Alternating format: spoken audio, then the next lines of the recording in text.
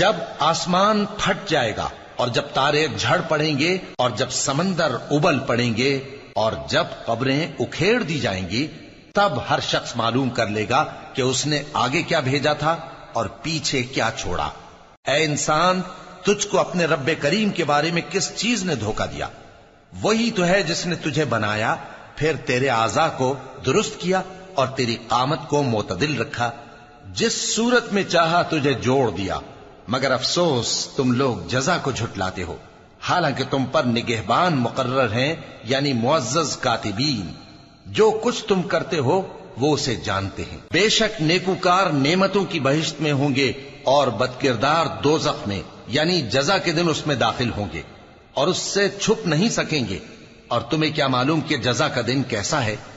پھر تمہیں کیا معلوم کہ جزا کا دن کیسا ہے؟ جس روز کوئی کسی کے کچھ